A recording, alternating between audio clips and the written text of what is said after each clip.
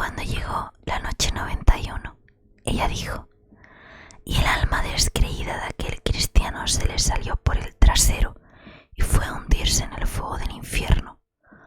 Cuando los soldados del ejército cristiano supieron de labios de los compañeros de Lucas la muerte de su campeón, se lamentaron y se golpearon rabiosamente y se precipitaron sobre las armas, dando gritos de venganza. Y a la señal dada por los dos reyes, se colocaron en orden de batalla, precipitándose en masa sobre el ejército de los musulmanes. Y la pelea se trabó, y los guerreros se enlazaron con los guerreros, y la sangre inundó las mieses.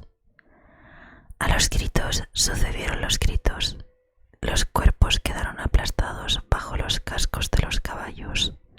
Los hombres embriagados, no de vino, sino de sangre, se tambaleaban como borrachos. Los muertos se hacinaron sobre los muertos y los heridos sobre los heridos. Así prosiguió la batalla hasta que cayó la noche y separó a los combatientes.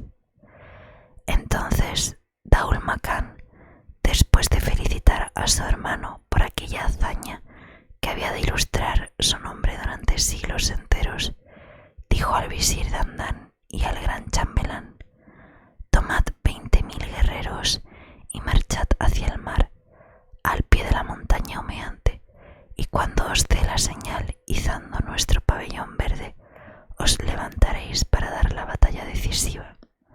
Nosotros fingiremos que emprendemos la fuga, nos perseguirán los infieles, y vosotros caeréis sobre ellos. Nosotros, volviendo grupas, los atacaremos, y así se verán cercados por todas partes, y ni uno de ellos se librará de nuestro alfanje cuando gritemos Alá Akbar. El visir y el gran chambelán pusieron inmediatamente en ejecución el plan que se les había ordenado y fueron a tomar posiciones en el valle de la montaña humeante, donde al principio se habían emboscado los guerreros cristianos procedentes del mar, que luego se habían juntado con el resto del ejército, lo cual había de ocasionar su pérdida, pues el plan de la madre de todas las calamidades era el mejor.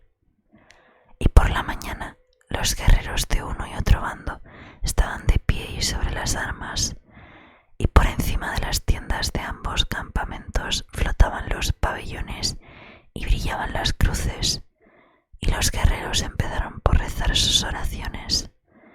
Los creyentes oyeron la lectura del primer capítulo del Corán, el capítulo de la vaca, y los descreídos invocaron al Mesías, hijo de Mariam, y se purificaron con las defecaciones del patriarca, aunque seguramente falsificadas, dada la gran cantidad de soldados fumigados, pero tal fumigación no los había de salvar del alfanje. En efecto, dada la señal, la lucha volvió a empezar más terrible. Las cabezas volaban como pelotas, los miembros alfombraron el suelo y la sangre corrió a torrentes, de tal modo que llegaba hasta el pecho de los caballos. Pero súbitamente, como a consecuencia de un pánico considerable, los musulmanes, que hasta entonces habían combatido como héroes, volvieron la espalda y huyeron todos, desde el primero hasta el último. Al ver huir al ejército musulmán, el rey Afridonios de Constantinia despachó un correo al rey Ardobios, cuyas tropas no habían tomado hasta entonces parte de batalla, y le decía: he aquí que huye el enemigo porque nos ha hecho invencibles el incienso supremo de las defecaciones patriarcales, con el cual nos habíamos fumigado, untándonos las barbas y los bigotes. Ahora a vosotros corresponde completar